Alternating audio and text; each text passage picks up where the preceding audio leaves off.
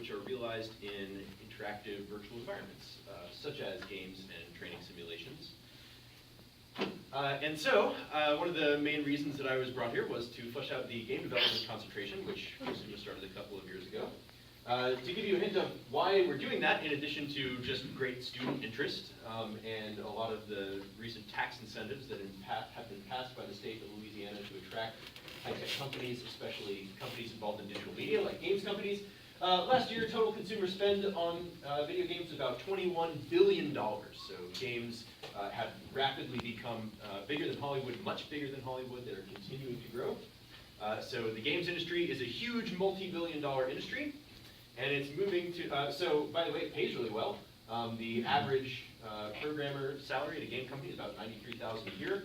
And that starts, this gives you a breakdown. This is from the salary survey from Game Developer Magazine's 2014 survey. And so even people with under 3 years of experience are still making $70,000 a year. And with only being in there for 6 years counts you as a veteran, and you can easily make it into the 6 digits in the game development world. A lot of game development companies are moving to New Orleans as a result of Louisiana's tax incentives. So for example, GameLoft set up a studio here. High Voltage just opened a studio here earlier this year. EA has a studio in Baton Rouge. Turbo Squid, which is a graphics marketplace, started and is headquartered here in New Orleans. So game dev is coming to New Orleans. 2 years ago, there was no such thing as a game dev community in New Orleans, and in the last 2 years, it has kind of exploded. All right, so I wanted to let you know a little bit about the details of the concentration in game development here at UNO. There are essentially 4 main classes that you need to take in order to be considered part of this concentration to graduate with this smiley face sticker on your diploma, which is 4670, Fundamentals of Game Development, Principles of Computer Graphics, Mobile App Development, and Advanced Game Dev. And in addition to that, we also require one additional team-based project elective of your choosing, which comes from a list of accepted classes, like I think databases is on there. I think there's at least one security class on there. So, classes related to game dev. There are 2 specific ones that I teach, which are the ones that are specifically related to games, or that have games in the title.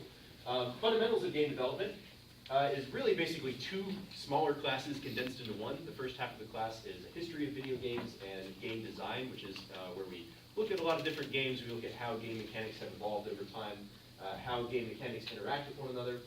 And we'll experiment with designing games and also how to criticize games, how to speak about games critically, which is not necessarily to say that talking about how they're bad, but to speak about them intelligently, to try to get away from saying this game is good or this game is bad, but to say this game has this feature and some people enjoy it for this reason. And then the second half of the class is just assorted topics in game development. So we'll do some very basic video game physics engine, very simple artificial intelligence, a little bit of procedural content generation, which is games that generate their content as you play. So you can play things like FTL, these sorts of games that, where the game is different every time you play it because it's generating something new. All right, finally, 4675, the Advanced Game Development class, is meant to simulate to some extent the actual process of building a game start to finish. So the class as a group meets, everyone pitches an idea, and we choose one to actually build. We'll practice software engineering practices, set milestones, develop in a team, and eventually present the finished product. So you will go everywhere from imagining a game to actually realizing it and presenting the finished product in the class. By the way, both of these classes exist in graduate versions as well, if you're interested. Just if you're interested in game development, I wanted to let you know a little bit about the skills that you will need if you're interested in going into this as a career path. C++ development. C++ is sort of the language that is used across the game dev community, though that's starting to change with the introduction of things like Unity. So you may have heard of game engines like Unity or Unreal Tournament, which are a set of tools that people use to build games. So there are a lot of things that people use over and over again when building games. So a game engine is a collection of those tools already written, so you don't have to rewrite them yourself. So it's tools for making games. You'll need some understanding of 3D graphics and things like OpenGL, which are taught in our graphics class, which is one of the requirements for the concentration. And a basic knowledge of things like physics, artificial intelligence, software engineering practices. To that end, we proposed a couple of changes to the curriculum, which may or may not be implemented in the coming years, so stay tuned for this. Those include an introductory set of courses in C++ to get students more C++ C++ experience, and also making the advanced game development class interdisciplinary. So we're talking about possibly bringing in people from the film and theater arts department and people from fine arts to lend some artistic expertise in addition to the programming expertise that you all provide, because if you were to go into the games industry working on a game, you would be working with more people than just programmers. If you're interested in game dev, the New Orleans Game Developer Meetup meets every third Thursday at Capitaville, which is a downtown bar. That's on meetup.com, or you can just Google New Orleans Game Dev. That is sort of the default meeting of all game dev people in New Orleans. It's a great place to meet people from Game Off, people from High Voltage, and hobbyists who are interested in games all around the New Orleans area. And also, we are hoping in the near future to start a chapter of the International Game Developers Association, a student chapter here at UNO. So stay tuned for that, and at the end of the meeting, I'm probably actually going to pass around a sign-up sheet for people who are interested to write down your email address if you would like to be on the mailing list once that form. All right, and that's all I have. Thanks very much.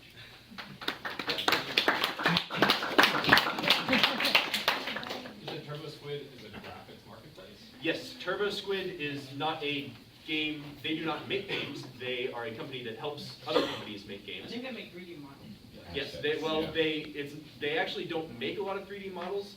They take 3D models that other people have made. They put them into a large marketplace, sort of a central place for game developers to find and purchase. So they get graphics from the hands of artists into the hands of game developers. So TurboSquid is a great example of a company that's considered part of the games industry, even though they're not themselves actually making games. Like the eBay for assets. Right, exactly. Yes, it's the eBay for art assets.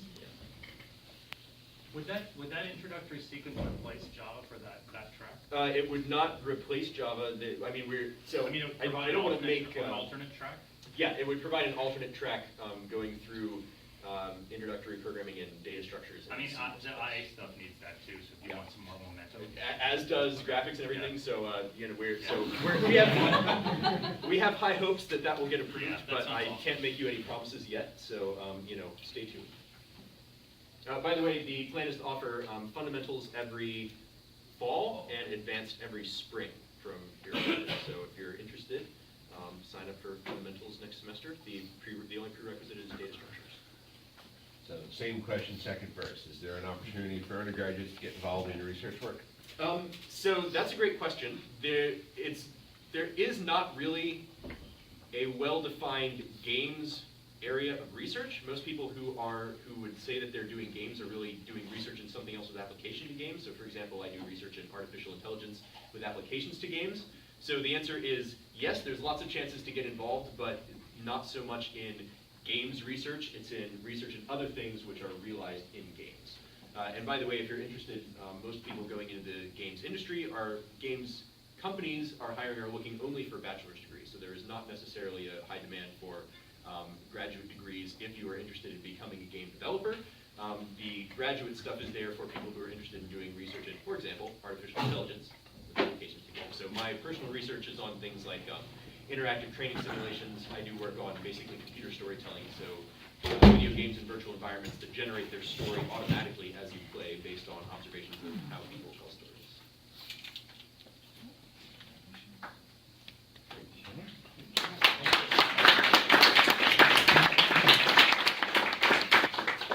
I've got a little bit of a different or more difficult sell here in that everyone thinks, so what I do is called bioinformatics. So you know what games are, right? But what the hell is bioinformatics, okay? So if you had a Venn diagram where this was biology,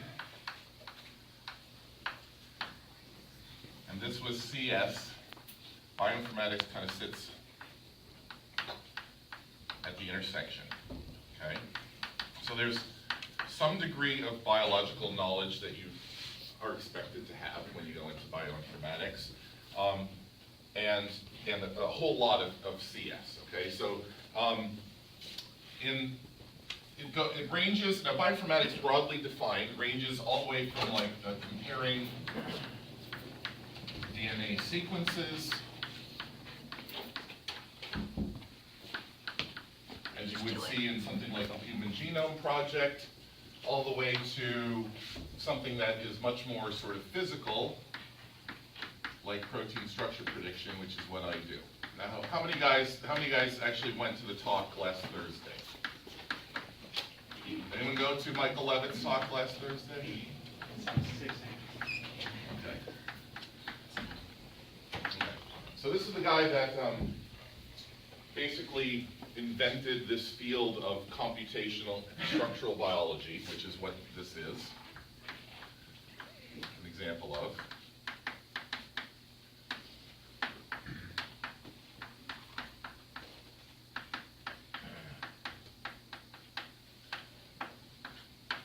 And this is the guy that I worked for when I was a postdoc at Stanford, and he actually won the Nobel Prize for that work that he did in 2013. He gave a nice talk on Thursday, if you went. Hopefully you enjoyed it.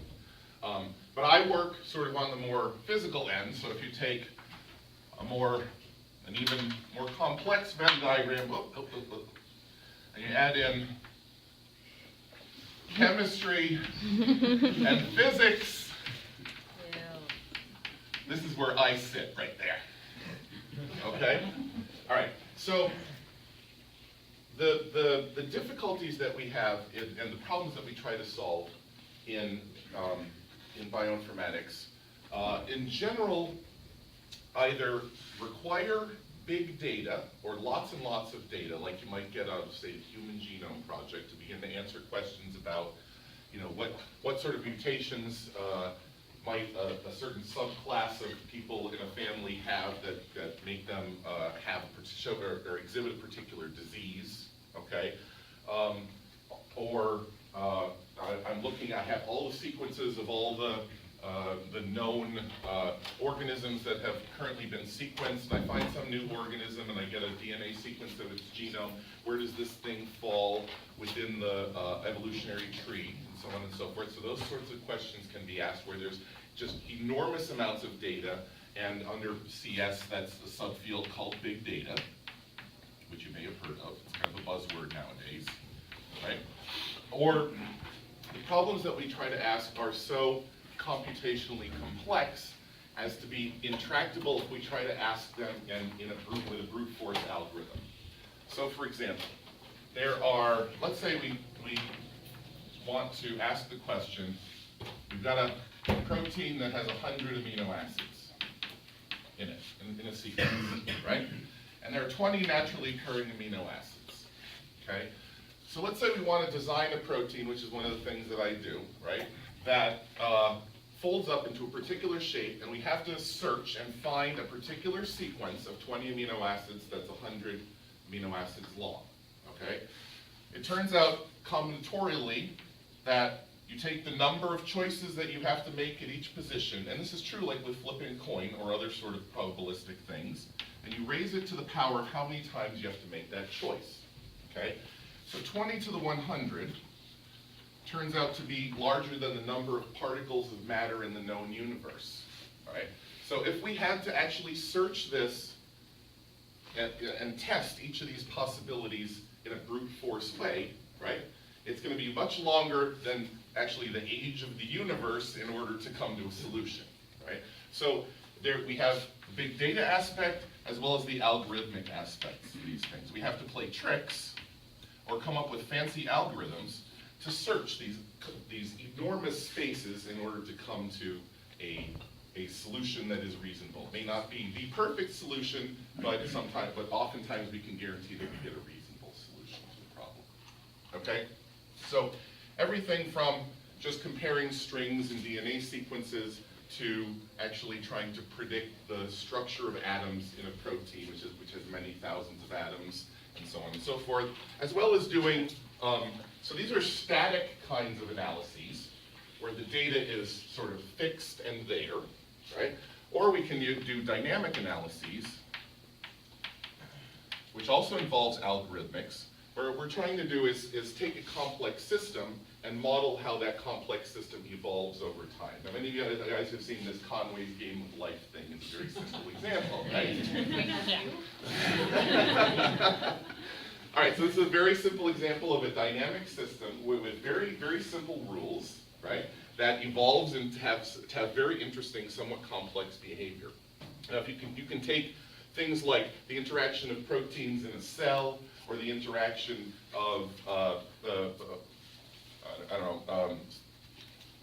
chemicals through some chemical reaction network and flux and those sorts of things, and that's my phone ringing, and analyze that as well in a dynamic way, where time is the dependent variable, okay? Or the independent variable. So that's basically an introduction of sort of what bioinformatics is. The first bioinformatics course that I'm going to be teaching in the fall, which is the sort of intro to bioinformatics, I'm going to sort of give an overview of all these things and show you guys some examples and programs that you can use to ask all sorts of different questions within the field of bioinformatics. And I'm not sure what the prerequisite is. I think it's data structures. Any questions? Yes, sir. Yes, there are. Answer to your question one. Yes, there are ways that undergraduates can be involved. I have some undergraduates involved in research right now. Are you guys here? No. Because they know what bioinformatics is, and they stood in front of the computer. What was the second? I forgot what the second part of your question is. Well, if there are opportunities, how do you get involved? Oh, you talk to me. Here's my email address.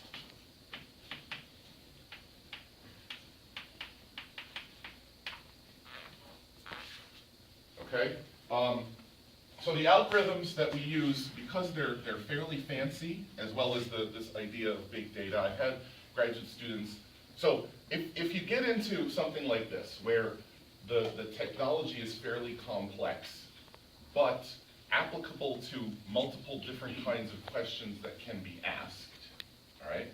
In other words, you learn how to deal, the general ways of dealing with big data, or general ways of dealing with algorithmic complexity that is so big that you can't actually search it all, but you have to figure out fun ways to get around that algorithm, the size of that question size, or in other words, then you can parlay this, not necessarily into a field. If you want to go into bioinformatics, by all means you go into bioinformatics, but you can also parlay this into other research fields in different disciplines outside, where big data or having to search big problems is also is the issue, the skill set that you need.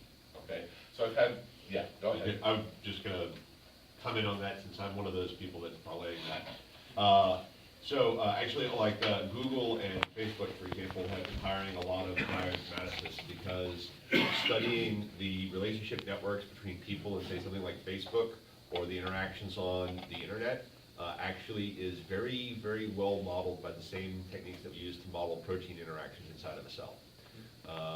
So it's kind of like if any of you guys ever heard of the quants from like in the 90s when Wall Street started hiring a bunch of physicists to come do financial work because the models that physicists were using actually turned out to model the stock market really well. So this is actually a really good training ground for working on some high-end, very highly paid problems. I just got hired by IBM to kind of do the same thing. So, cool. Any questions? Is he a plant? My plant no. Good job. Oh, and I also teach, he mentioned computer graphics. If you're interested in computer graphics and the game dev thing, you want to take linear algebra early on if you can. Okay? And it's useful, this is my linear algebra rant, right? Linear algebra will be useful for just about anything you do in computer science after you graduate here, okay? Unless you work on databases or something like that, right? Anything that involves numerics, linear algebra is going to be kind of key to it. Okay? So are you going to go out and schedule linear algebra? First, you're going to schedule either Calculus 3 or 2 semesters of physics. Sir, you mentioned linear algebra was only available during the fall. I think you mentioned Did that. I mention this? I think maybe last semester you mentioned They generally offer it every semester. that. All right, never mind. No questions. Was I that unclear, or was I that good? Oh, All right, yeah. what's the most interesting shape that you've come across Shape? for protein? Okay. I thought you were partial. There are actually proteins that form topological knots.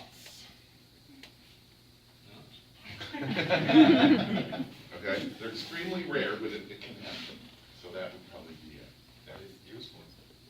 Well, they evolved for some reason, right, to perform some function in biological systems. So, yeah. Why it's a knot is not entirely clear. Okay. Let's leave that to nature's weird. Nature is weird, absolutely. Yes, sir. What are some industry slash biology slash medicinal applications of this kind of work? Okay. So, let's imagine that you have some familial trait that results from some mutation in some gene, right? Bioinformatics, once they've sequenced different parts of your genome in order to figure out if you've got some genetic problem, right? They're using bioinformatics tools to figure out if this is the sort of thing that's been seen before, okay, in other people that have this trait, or whether it's truly unusual, okay? When you find a new organism, when some biologist out there finds a new organism and wants to sort of place it somewhere within the phylogenetic tree, right, of the evolutionary tree, they're going to have to use bioinformatics tools in order to state that it probably evolved from this other thing which has similarity and so on and so forth, in order to, say, help design drugs against some disease. Oftentimes, drugs are things that bind to particular types of proteins that sit inside the cell membrane on the outsides of cells called receptors, okay? So knowing the structure of that receptor or being able to predict the structure of that receptor can help them to design and possibly in the computer design variants of drugs that might fit into that, like a key into a lock. In other words, bind to that thing tightly and only to that thing, for example.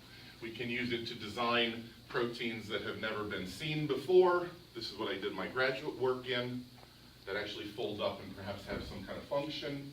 The pie in the sky idea is to eventually turn these into druggable compounds and so on and so forth. Druggable compounds? For example, so one project that we're working on is there are an antibody looks like this, where this is the stuff, the sort of fingers at the end of this protein that bind to and recognize things that are not self, not part of the organism that produces the antibody, okay? Now, if we've got some protein that has multiple things that can be recognized, or something on, let's say, something on a virus that looks like, that's bad. Let's try this again. Wow. Let's say it looks like this, right? And then there's a different bit, right?